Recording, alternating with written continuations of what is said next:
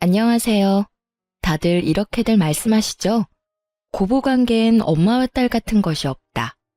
저는 이런 말을 들으면 다른 사람들은 몰라도 저희는 다르다고 자부심을 가지고 말하곤 했었는데요. 많은 사람이 그리 말하는 것엔 이유가 다 있더라고요. 8년을 엄마와 딸처럼 지내던 시모와 저도 한순간에 남보다도 못한 사이가 되어버렸으니까요. 그렇게나 사이가 돈독하던 시모와 무슨 이유로 남보다 못한 사이가 되어버렸는지 저의 긴 사연 한번 들어보실래요? 남편과 저는 결혼한 지 8년 차가 되던 부부였어요. 슬아엔 7살 된 아들과 5살 된 딸이 있었고 부부 사이는 꽤 좋은 편이었어요. 지난 8년의 세월 동안 기억에 남는 부부싸움을 해본 적이 없었으니까요. 고작해야 의견이 맞지 않아 투덕거리는 정도? 그게 다였어요. 그것마저도 저녁에 맥주 한 잔을 하며 풀곤 했었고요. 이렇듯 남편은 뒤끝도 없고 다정한 사람이었고 무엇보다 아이들에게도 친구처럼 잘 놀아주고 잘 지내는 참 멋진 아빠이자 좋은 남편이었어요. 평화로운 가정만큼 시댁과도 사이가 참 좋았어요. 시댁이라고 해봤자 시부는 몇 년 전에 돌아가시고 시모와 시동생뿐이긴 하지만요. 모든 기혼 여성분은 아시다시피 시댁이라고 하면 시모와의 관계가 제일 골칫거리잖아요. 전 최소한 그런 골칫거리는 없었어요. 사연 처음에 말씀드렸다시피 시모와의 관계가 아주 각별했거든요. 시모와 전 서로의 생일날 만나 함께 시간을 보내며 쇼핑을 하기도 했고 좋은 곳으로 다니며 데이트를 하기도 했어요. 시부가 살아계실 땐 아이들을 시부와 남편에게 맡겨두고 둘만의 여행을 다니기도 했고요. 엄마, 정말 너무한 거 아니야? 남들이 보면 내가 아니라 이 사람이 엄마 자식인 줄 알겠다고. 어쩔 땐 엄마가 나보다 집사람을 더 아끼고 사랑하는 것 같아. 어쩔 때라니. 너만 모르는 것 같아서 해주는 말인데 어쩔 때가 아니라 늘 너보다 우리 며느리를 더 아끼고 사랑하고 있단다. 그러니까 내 예쁜 며느리 눈에서 눈물 뺄 생각은 하지도 마, 아들. 엄마도 참, 자꾸 이러면 나 섭섭해. 섭섭해도 어쩔 수 없어. 그러게 누가 이렇게 예쁘고 착한 여자를 데리고 오라고 했니? 네가 데리고 와놓고선 이제 와서 섭섭하다고 하들 어쩌겠어. 그냥 네가 그러려니 하고 살아. 이렇듯 때론 남편이 농담조로 섭섭함을 내비칠 정도로 시모와 저는 8년이란 시간 동안 특별한 관계를 쌓아오며 지내고 있었습니다. 그렇게 견고하던 시모와 제 사이는 노총각이었던 시동생이 결혼을 하며 한순간에 금이 가버리며 무너져 내리더군요. 노총각이었던 시동생을 구제해준 청금과 같은 새 며느리에게 더욱 신경 써주고 친절하게 대해주려는 시모의 행동이 이해가 되지 않는 것도 아니었어요. 저 역시도 새로운 식구가 반가웠고 그런 동서가 시댁에 잘 적응할 수 있도록 도와주고 싶었으니까요. 하지만 날이 갈수록 시모의 이중적인 잣대와 대놓고 펼치는 비교질에 섭섭함이 점점 쌓여만 갔어요. 그 섭섭함의 시작은 신혼여행에서 돌아온 서방님 부부가 선물을 풀어놓으면서부터였어요. 동서는 비싼 화장품을 풀세트로 사온 것도 모자라 옷, 가방 등 시모 선물만 한 보따리를 풀어놓는데 그걸 지켜보는 제 입이 다 떡 벌어지는 정도였어요. 어머 새아가 이게 다 뭐니? 어머님 선물이에요. 여기저기 다니는데 다 어머님께 어울릴 것 같아서 하나둘 사다 보니 이렇게 된 거 있죠? 어떠세요? 마음에 드세요? 당연히 마음에 들지. 고맙다, 아가. 신혼여행 다녀왔다고 선물 사주는 사람은 너뿐이구나. 내가 네 덕에 이런 호사를 다 누려보는구나. 호사라뇨. 그저 선물일 뿐인걸요. 앞으로는 제가 더 잘해서 어머님 더 기쁘게 해드릴게요. 어머머, 말도 어쩌면 그렇게도 예쁘게 하니? 며느리가 들어온 게 아니라 그야말로 복덩이가 들어왔구나. 얼굴도 예뻐, 성격도 착해, 어른 공경할 줄도 알아. 거기에다 직장도 대기업에. 고맙다 고마워. 앞으로 나도 잘 부탁하마. 두 사람의 분위기는 그야말로 화기애애했고 중간중간 시모가 저를 겨냥한 말이 마음에 걸리긴 했지만 그간 저도 제 나름대로 잘했으니 그냥 인사치레로 하는 말인가 보다 하고 넘어갔어요. 그 뒤로도 대기업에 다니는 동서는 그 명성답게 회사에서 지급되는 포인트로 시모에게 물질 공세를 펼치며 시모의 마음에 아주 쏙 드는 짓만 하더군요. 처음엔 시모에게 잘하니 저 역시 흐뭇하고 좋던 마음이 점점 그렇지 못한 마음으로 변해가더군요. 동서가 시모에게 잘하는 것이 왜 못난 마음으로 변해갔는지 궁금해하시는 분들도 계실 텐데요. 그 이유는 동서 유세 때문이었어요. 동서는 꼭 시모에게 뭐 하나 해줄 때마다 제가 있는 자리에서 생색을 내곤 했는데 그때마다 이런 말을 꼭 하더라고요. 형님은 시집 온 지가 언젠데 이런 것도 안 사드리고 뭐 했대요? 어머님께 도통 신경을 안 쓰는 것 같아요. 형님, 어머님께 조금만 더 신경 써주세요. 시집 왔는 지 반년도 안 된 동서가 저런 말을 하니 참 가짠더라고요. 제가 시집 온 지가 햇수로 8년이 넘어가는데 그간 제가 해드린 걸 금액으로 따진다면 어마어마하지 않을까요? 물론 처음 결혼할 당시엔 동서처럼 여유로운 상황이 아니었던 터라 동서처럼 선물 공세를 펼치지 못했던 건 사실이에요. 그땐 저와 남편이 자리를 잡는다고 바빴으니까요. 하지만 자리를 잡고 난 후엔 친정보다 시댁에 더욱 신경을 썼다고 자부하는 저인데 동서가 저딴 말을 하니 참 억울하더군요. 저요, 처음 시집 올 때 시모가 살던 작은 전셋집도 돈 생기자마자 큰 전셋집으로 옮겨드렸고요. 형편되는 대로 아예 새 집을 마련해 이사 걱정 없이 살게 해드리려고 돈도 모으고 있었어요. 그리고 동서가 그리 강조하는 선물들이요. 저도 사드리려고 했죠. 그런데 평소에 사드리려고 해도 한 삭고 싫다고 하는 바람에 필요한 거 사고도 남을 만큼 돈으로 주곤 했었어요. 그런데 동서가 저딴 말을 하니 제가 억울하지 않을까요? 뭐 동서는 아무것도 모르니 그렇다 치더라도 저에게 철마다 달마다 용돈 봉투를 받아 챙긴 시모마저 제 입장에 대해선 한마디도 하지 않고 오히려 맞장구를 치는 것도 참 어이가 없더라고요. 아유, 됐어. 말하면 입 아프다. 이때껏 이런 것 하나 챙겨본 적 없는 앤데 둘째 네가 그런 말 좀 한다고 하루아침에 제가 변하겠니? 너도 괜히 입 아프게 그런 말 하지 말고 첫째 너도 둘째가 이런 말 한다고 기분 나빠하지 말거라. 다 할만하니까 이런 말도 하는 게야. 저에게 도움은 도움대로 다 받고 대기업 다니는 동서 옆에 딱 붙어 대놓고 동서 말에만 맞장구 치는 꼴이라니. 참 시모에 대한 섭섭함은 이루 말할 수도 없었고 실망감마저 쌓여가고 있었습니다. 제가 억울하다고 한들 위주할 고주할 이때껏 시댁에 이렇게까지 해줬다고 할 수도 없으니 그저 입을 다문 채 속만 다 태울 수밖에 없는 날들이 길어지고 있었죠. 그렇게 제가 입을 다물고 있는 사이 시모와 동서의 사이는 점점 더 가까워졌고 저와 시모의 사이는 점점 더 멀어져만 갔어요. 그러던 와중 시모의 생일이 다가왔고 전 매년 그러하듯 운영하는 가게를 직원에게 맡기고 시댁에 갈 준비를 하고 있었어요. 동서가 들어오고 난 후 사이가 틀어지긴 했지만 그렇다고 해서 8년이라는 시간 동안 연례 행사처럼 해왔던 시모와 보내는 시간을 그냥 무시한 채 넘어갈 순 없겠더라고요. 거기에다 늘 그렇듯 시간을 함께 보내다 보면 틀어졌던 시모와의 관계가 조금은 괜찮아지진 않을까 하는 헛된 기대도 있긴 했고요.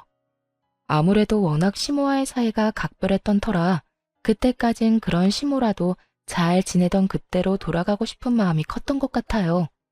그렇게 기대를 안고서 전 늘 그렇듯 시모를 태우러 시댁으로 향했고 그곳엔 시모만 아니라 동서까지 저를 기다리고 있더군요. 동서가 웬일이야? 오늘 평일이잖아. 하루 연차냈어요. 다른 날도 아니고 시집 오고 처음 맞이하는 어머님 생신이잖아요. 그래서 특별히 연차 좀 썼어요. 들어보니 매년 어머님이랑 시간 보내셨다면서요? 그래서 올해부턴 저도 같이 시간 보내려고요. 괜찮으시죠? 당연히 괜찮지.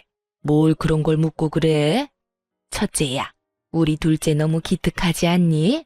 내 생일이라고 그 바쁜 회사 하루 쉬기까지 하고 말이다.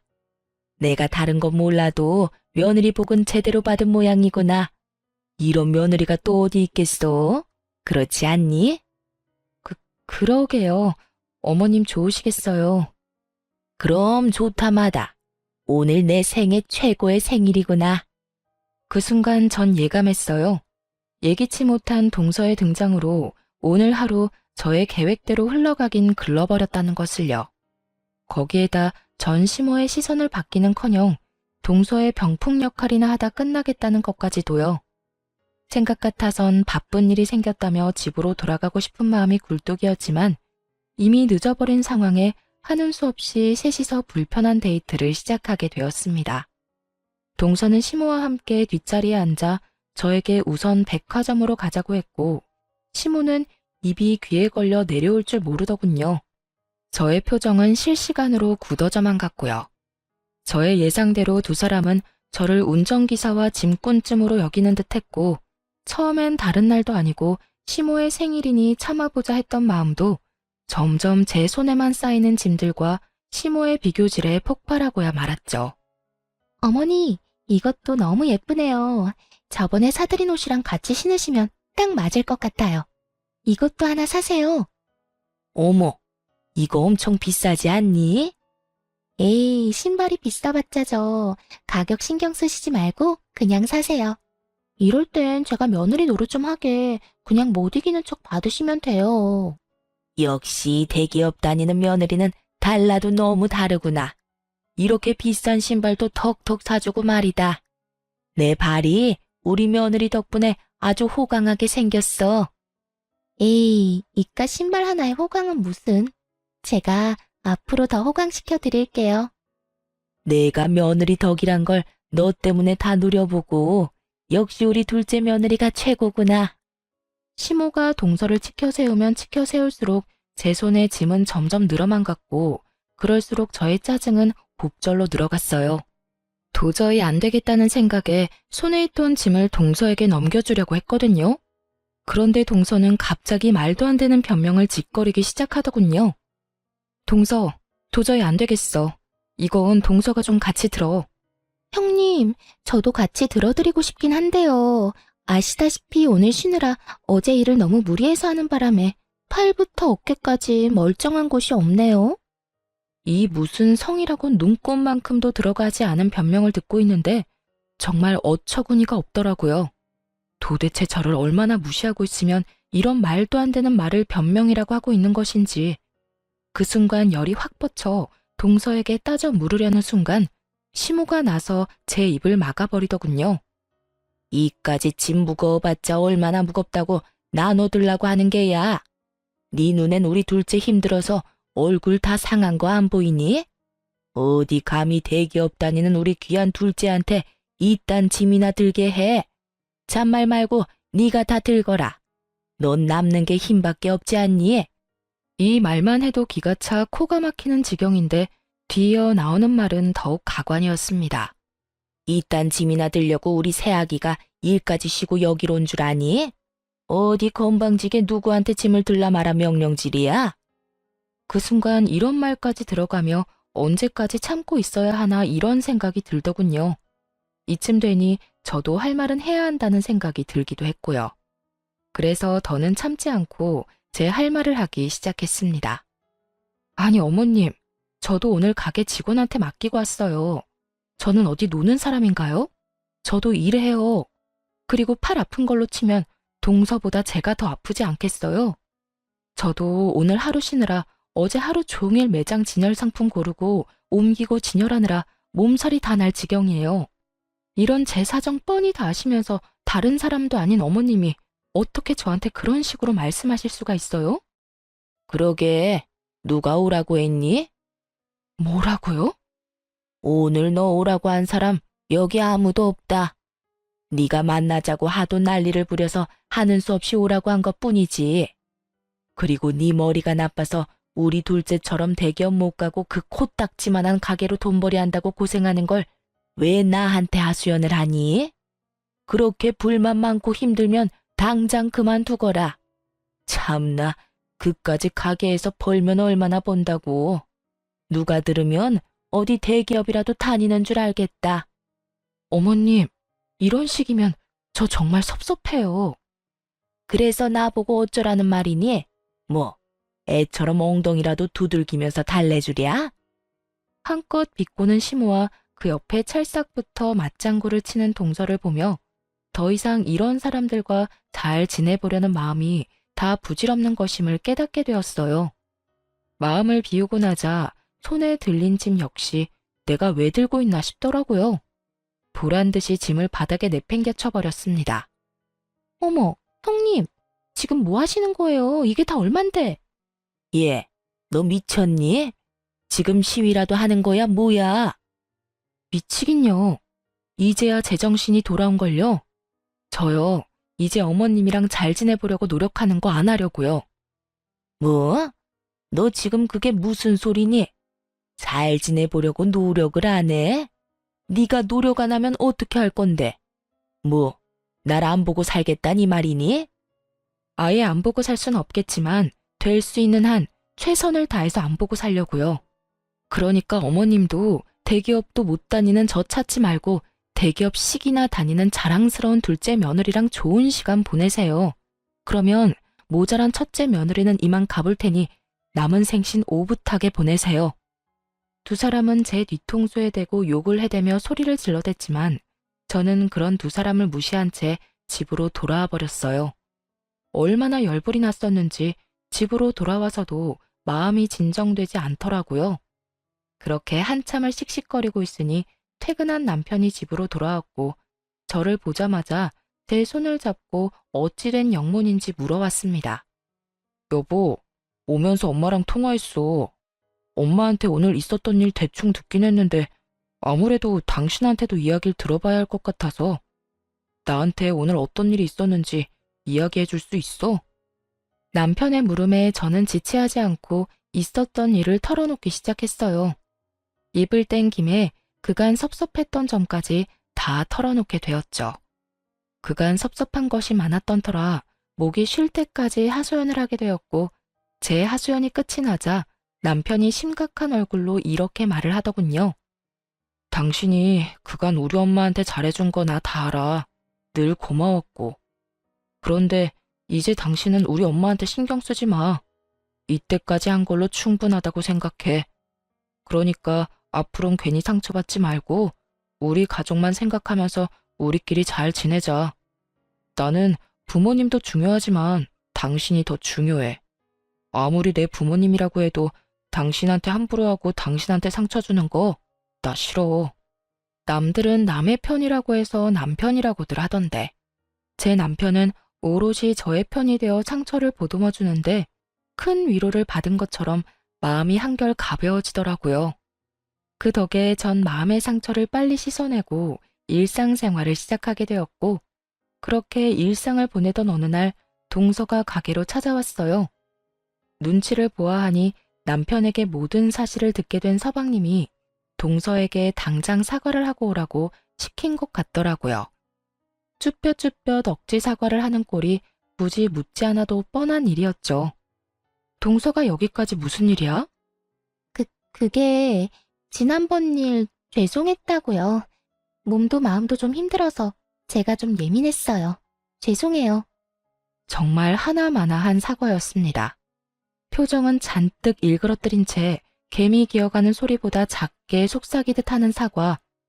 그런 사과 따위 받을 생각조차 없었던 전 아무런 대꾸도 하지 않았고 그런 저의 태도를 신경도 쓰지 않는다는 듯 동서는 가게를 둘러보기 시작하더군요. 그런데 형님, 가게가 이렇게 작고 허름한데 장사는 좀 돼요? 월세는 벌리나 몰라. 단골 장사에선 월세도 못 낼 텐데. 누가 누굴 걱정하는 것인지 모르겠더군요. 사실 제가 운영하던 가게는 제 명의의 상가였거든요. 물론 처음 시작은 저도 월세로 시작했었어요. 월세로 시작한 작은 가게에서 여러 가지 소품을 떼다 팔기도 하고 제가 만든 상품을 팔기도 했었어요. 그러던 중 제가 만든 상품이 온라인에서 입소문 타 소위 말하는 대박이 난 덕분에 다른 상품들까지 날개 달린 듯 팔리게 되었어요. 그렇게 한번 입소문이 나니 드리는 족족 눈 깜빡할 사이 팔리게 되었고 단골 손님도 꽤 보유한 온라인 쪽에선 꽤 소문난 가게가 되었던 것이었죠. 그렇게 벌게 된 돈으로 시모의 집도 더 넓은 곳으로 이사하게 해주었고 더 좋은 아파트에 살게 해드리고 싶어 돈까지 모으고 있는데 월세나 걱정해주니 웃길 수밖에요. 참 고맙네.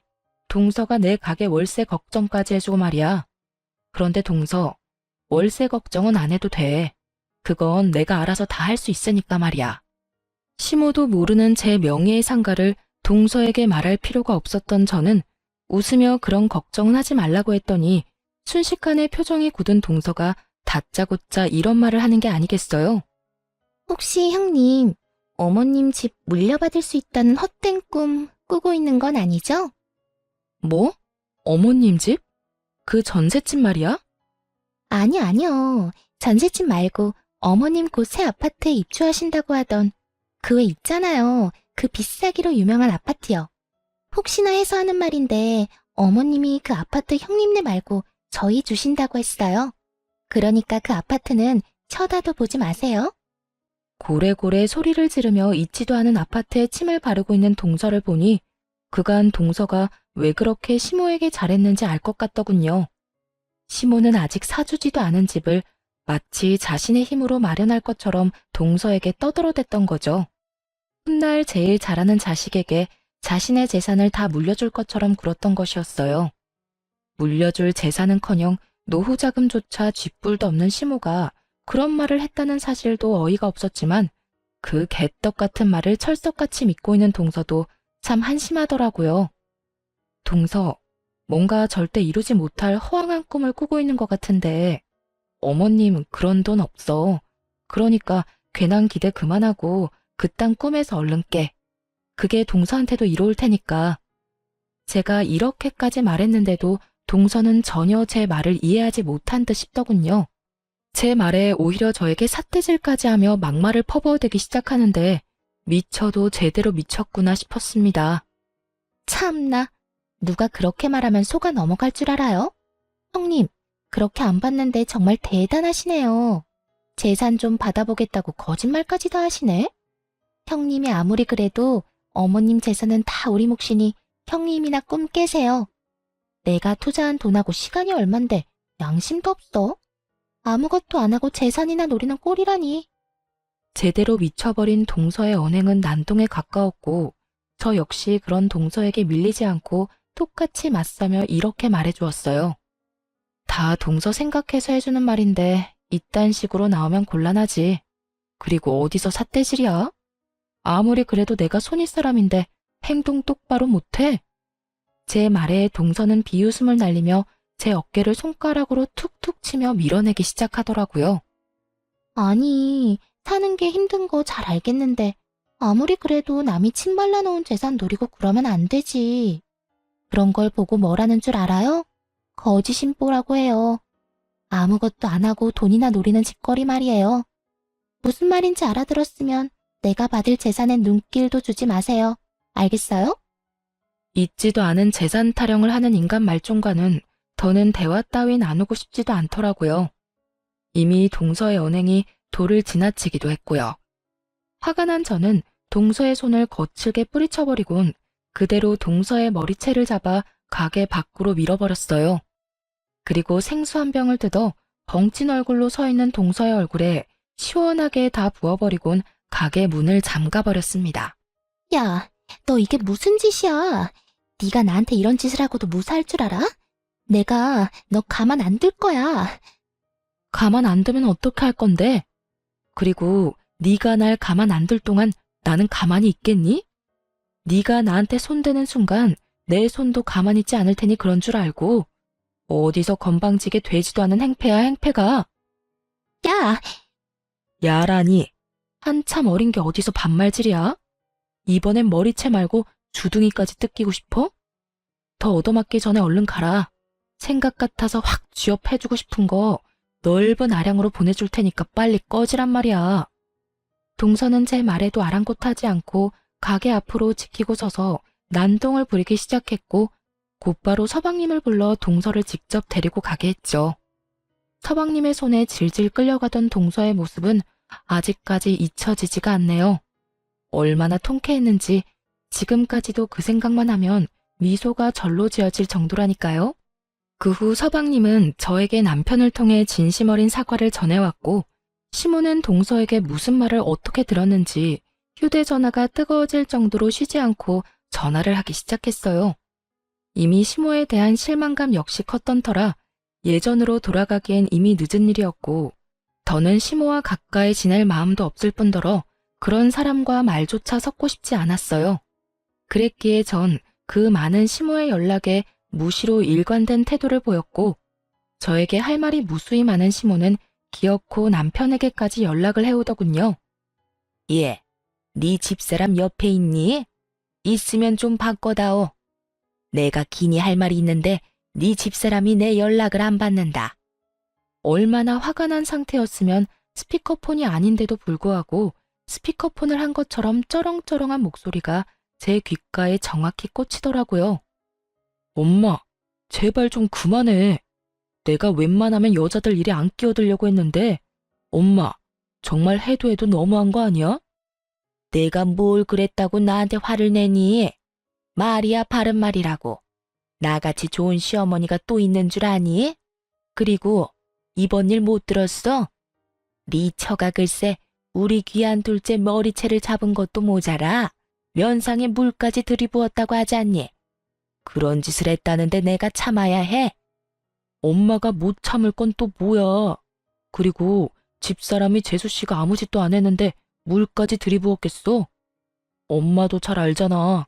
집사람이 괜한 사람한테 그런 짓 할 사람 아니라는 거. 뻔히 다 아는 사람이 왜 이리 사리 분별을 못하는 거야 도대체? 너 지금 사리분별이라고 했니? 내가 뭘 그렇게 사리분별을 못한다고 엄마한테 그런 말까지 하는 게야? 네 집사람 때문이니? 네 집사람이 뭐라고 하더니? 그것 봐라, 아주 몹쓸래라니까.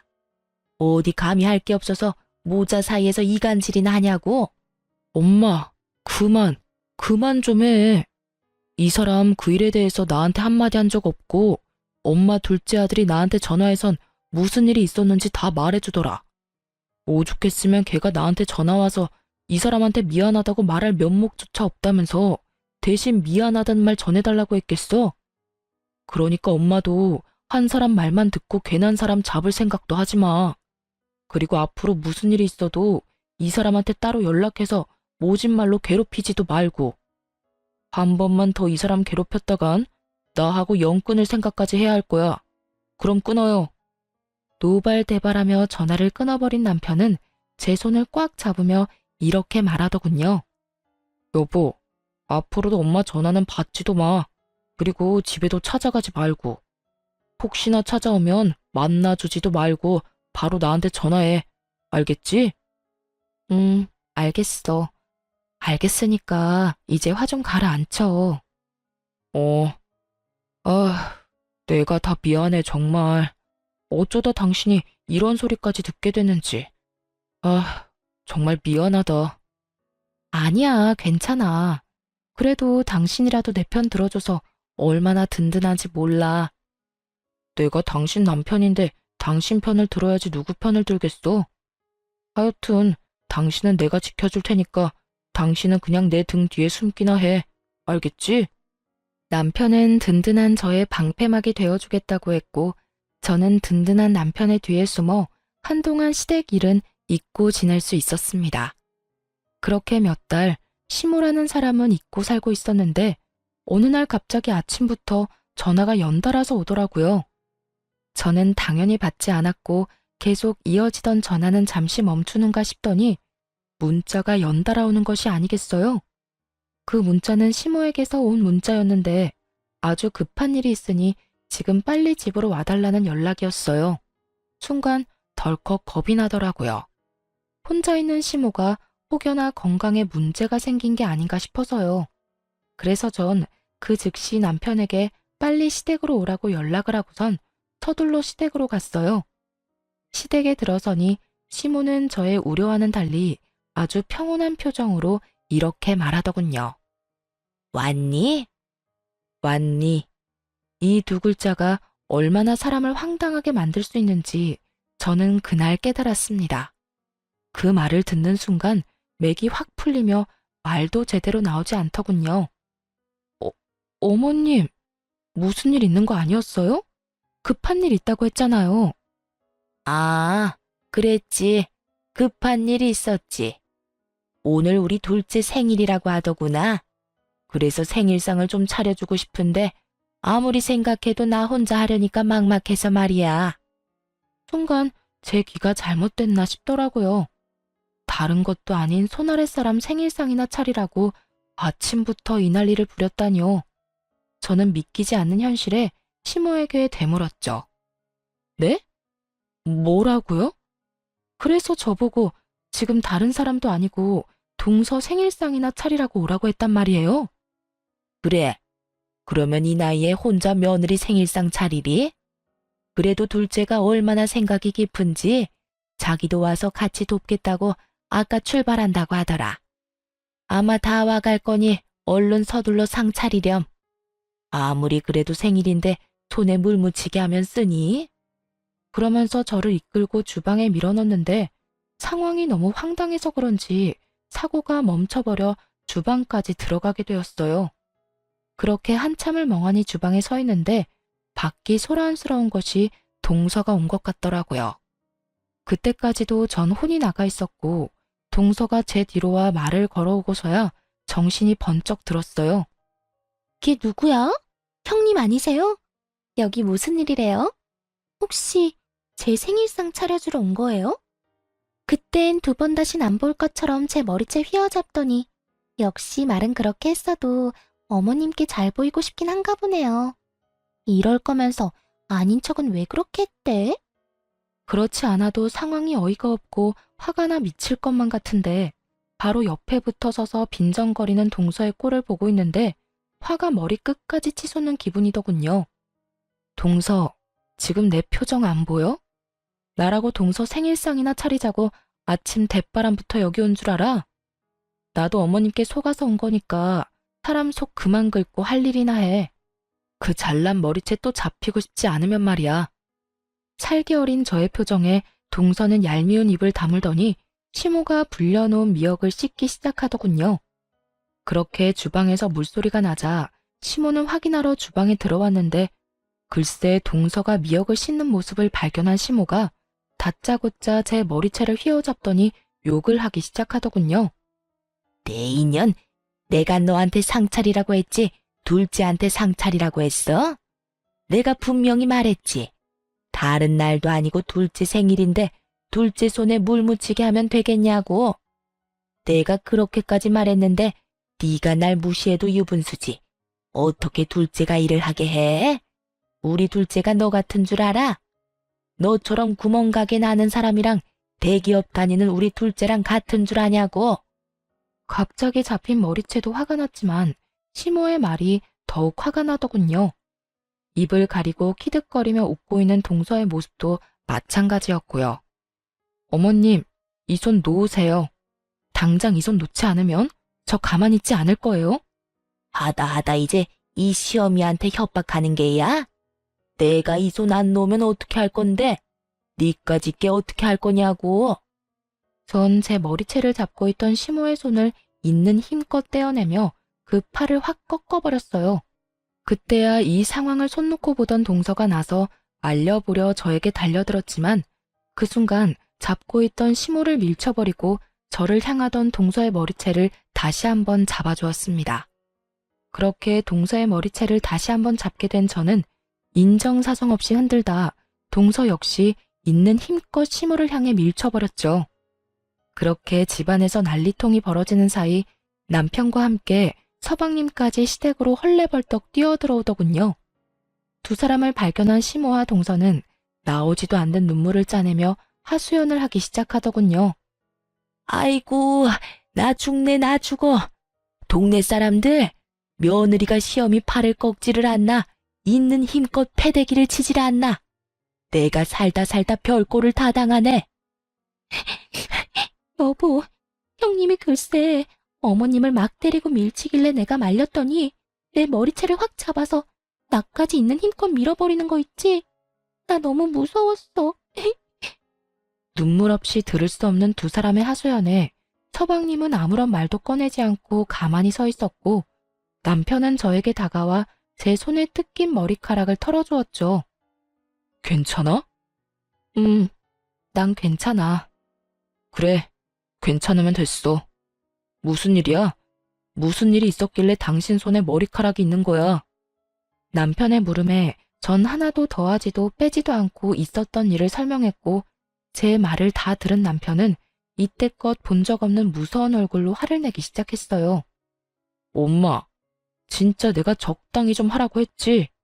내가 제발 이 사람 괴롭히지 말라고 했잖아. 그런데 뭐? 급한 일이 있다고 아침부터 사람 불러놓고 저 여자 생일상이나 차리라고 했다고? 저 여자? 넌 네 동생 와이프한테 저 여자가 뭐니? 내 마누라 괴롭히는 여자한테 내가 재수씨라고 호칭까지 붙여서 불러줘야 해? 엄마가 엄마 아들을 잘 몰라서 그런가 본데 나 그렇게 너그러운 사람 아니야. 그리고 엄마한테 엄마라고 부르는 것도 오늘이 마지막이야. 뭐라고? 너 지금 연이라도 끊자는 이 말이니? 영 끊어 엄마. 난 할 만큼 했고 집사람도 엄마한테 할 만큼 했어. 뭘 얼마나 할 만큼 했다고? 제가 나한테 뭘 해줬다고 이 난리인 거야? 엄마, 내가 진짜 이런 말까지 하지 않으려고 했는데 엄마가 사는 이 집도 저 사람이 힘들게 번 돈으로 마련해 준 거고 엄마가 곧 이사 갈 예정이었던 집도 저 사람이 다 아끼고 모아서 이사시켜 드릴 예정이었다고. 그런데 뭐? 뭘 얼마만큼 해줘? 저 여자가 엄마한테 가방 사주고 비싼 물건들 턱턱 사준 거 다 아는데 그까짓 거 얼마나 한다고 우리 집사람한테 그 서러움을 줘? 그게 사실이니? 너 나한텐 전부 네가 번 돈으로 해주는 거라고 했잖아. 그거야. 집사람이 내 기 살려준다고 그렇게 하자고 했으니까. 집사람이 그렇게나 나를 생각해주고 엄마를 위해줬는데 엄마는 그까짓 게 뭐라고. 다 됐고 이제 인연 끊어요. 난 오늘부터 부모 없다고 생각하고 살 테니까. 맞아요. 이때까지 힘들게 번 돈을 그간 힘들게만 살았던 시모를 위해 아낌없이 베풀고 있던 저였죠. 이런 나의 호의를 전혀 알지 못하고 그저 남편의 능력으로 자신이 호사를 누리고 있다고 착각했던 것이었어요. 그러는 와중 대기업을 다니는 능력 좋은 동서가 들어오게 되었고 동서를 보다 보니 제가 남편에게 모자라도 한참 모자란다는 생각에 저를 홀대하게 되었던 것이었죠. 모든 사실을 알게 된 시모는 복잡 미묘한 표정을 내비치는 것도 잠시 망연자실한 얼굴로 저와 남편을 번갈아 보더군요. 동서의 표정 역시 시모와 다를 바가 없었고요. 그럴 수밖에요. 그동안 시모가 가지게 될 비싼 아파트를 물려받을 생각에 맞지도 않는 착한 며느리 코스프레까지 하며 시모 입안에 혀처럼 굴었는데 그 모든 것이 전부 거짓이란 걸 깨달았을 테니까요. 마지막 선언을 한 남편은 저를 보며 마지막으로 하고 싶은 말이 있으면 하라고 하더군요. 그래서 전 정말 마지막이라는 생각으로 모든 걸 정리하기로 했습니다. 어머님, 지금 사는 이 집도 전세금 제가 해드린 거예요. 당연히 계약자도 제 이름으로 되어 있고요. 그래서 이 집이라도 내놓으란 이 말이니? 네, 한 달 드릴 테니 그 안에 집 비워주세요. 저도 이렇게까지 할 생각은 아니었는데 어머님께서 제 머리채까지 잡으신 마당에 제가 제 돈 들여 어머님 사는 집까지 마련해주는 건 아니다 싶네요. 거기에다 이제 제 남편까지 연을 끊는다고 하니 더욱 제가 어머님께 호의를 베풀 이유도 없고요. 그러니까 한 달 내에 꼭 이 집에서 나가주세요. 아가, 그러지 말고 다시 한 번만 생각해 주렴. 이 엄동설안에 이 집에서 나가면 어딜 가란 말이냐? 그러지 말고 내가 다 잘못했으니 이 집에서만 살게 해다오. 어딜 갈지 왜 그걸 걱정하세요? 동서 있잖아요. 대기업 다니는 동서. 어머님 입만 열면 이렇게 말했잖아요. 우리 둘째만한 며느리가 또 없다. 우리 둘째 며느리가 최고다. 그 최고의 며느리 집 가서 오손도손 행복하게 사세요. 제 말에 시모는 제 바지가랑이를 붙잡고 울고 불고 빌었지만 그런 시모의 손길을 뿌리치고 남편과 함께 집으로 돌아와 버렸습니다. 얼마 후 시모와 동서가 가게로 찾아와 무릎까지 꿇고 저에게 빌더라고요. 형님, 제발 한 번만 용서해 주세요. 제가 아무것도 모르고 형님께 너무 버릇없이 군 거 이렇게 빌게요. 그러니까 제발 한 번 더 아량을 베풀어 주시면 안 될까요? 그래, 첫째야. 내가 다 잘못했다. 사람 욕심이 뭔지 내가 너같이 착한 애한테 그래선 안 되는 거였는데 정말 미안하구나. 내가 이렇게 용서를 구할 테니 부디 한 번만 용서해다오. 우리 예전이 참 좋지 않았니? 그동안 좋았던 시절을 봐서라도 딱 한 번만 용서해다오. 집도 절도 없이 길거리에 나앉게 된 시모와 그런 시모를 꼼짝없이 떠맡게 된 동서. 환상의 하모니를 듣고 있자니 정말 속이 뻔히 보여 웃음이 다 나더군요. 미안하다는 말이 정말 와닿지도 않고요. 더는 진심도 아닌 그딴 말들 듣고 싶지도 않아요. 이렇게 해서 용서될 것 같았으면 연 끊는다는 남편 말에 동의하지도 않았을 테고요. 그러니까 이만 돌아가 주세요. 저 지금 경찰에 신고할 건데 지금 안 가면 험한 꼴 보게 될 거예요. 두 사람은 제 말에도 여전히 움직이지 않고 저에게 매달렸고 전 말했던 대로 경찰을 불러 두 사람을 끌어냈습니다. 그 뒤로도 두 사람이 찾아올 때마다 경찰을 불렀고 그런 일이 반복되자 더는 저를 찾아오지 않더군요. 그렇게 약속했던 한 달이란 시간이 지났어요. 저는 말했던 대로 중개 수수료까지 2배로 들여 새로운 세입자를 알아봐 집을 넘겨버렸어요. 오갈 데가 없어진 시모는 동서내로 가게 되었다고 하더군요. 그렇게나 죽고 못 살던 두 사람의 관계도 시모가 쥐뿔도 가진 것이 없다는 사실이 드러나자 산산조각이 나는 건 시간 문제였어요. 동서는 착한 며느리의 가면을 벗어던지고 시모를 구박하기 시작했고 결국 그 모진 냉대들을 견디던 시모는 동서가 준 500만 원을 받고 쫓겨나다시피 나오게 되었다고 하더군요. 시모가 동서의 집에서 나오고 난 후 시모는 서방님을 찾아가 모든 사실을 알렸고 그렇게 모든 사실을 알게 된 서방님은 동서에게 오만정이 떨어져 이혼까지 하게 되었고요. 그래도 동서는 서방님에 대한 사랑만큼은 진심이었는지 서방님께 끝까지 매달렸지만 서방님의 결심은 확고했고 그랬기에 이혼은 피할 수가 없었죠.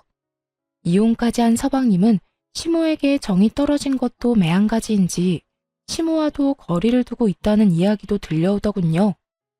동서에게 받은 돈 500만 원으로 원룸을 얻어 살게 된 시모는 예전 다정했던 시모의 모습으로 돌아와 저에게 연락이 오곤 했어요. 아가, 잘 지냈니? 난 잘 지낸단다. 비록 원룸에서 죽지 못해 살고 있긴 하지만 너한테 지은 죄가 있는데 이 정도면 잘 지내는 거 아니겠니? 오늘따라 네가 왜 그렇게 보고 싶은지 목소리라도 듣고 싶어서 전화했단다. 아픈 데는 없지? 가게는 잘 되고? 그런 게 궁금해서 전화했어요? 저요, 전화 받고 싶어서 받은 게 아니라 실수로 받게 된 거예요. 그러니까 할 말 있으면 빨리 하고 앞으로 다신 연락하지 말아주세요. 아가, 내가 정말 미안하구나. 내가 요즘 정말 반성을 많이 하고 있어. 그러니까 다시 연락하고 지내면 안 되겠니? 너한테 바라는 거 아무것도 없단다. 그저 예전처럼 연락이라도 하면서 지내고 싶어서 그래. 저는 어머님이랑 더는 가깝게 지내면서 연락까지 하고 지낼 마음 추호도 없어요.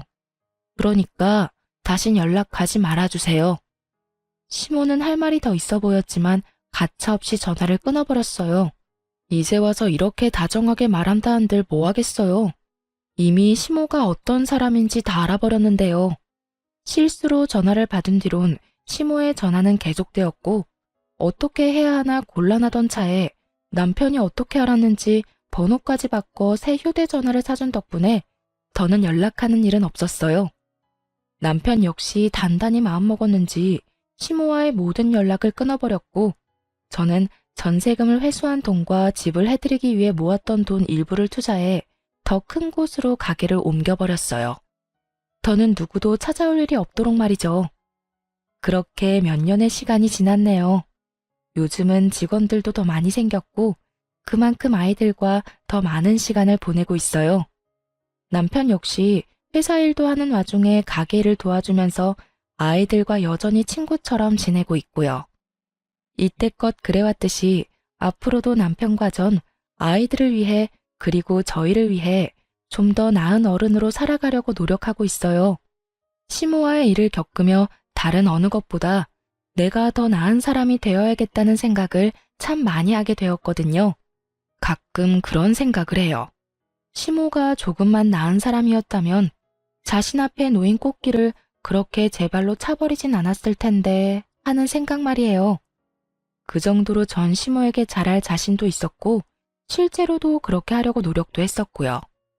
하지만 시모는 저의 그런 호의를 받을 만큼의 인간이 되지 못했고 그런 시모와는 달리 현명한 남편 덕분에 저는 지금 시모와의 연을 끊고 행복하게 살고 있으니 그걸로 다 잘된 일인 것이겠죠?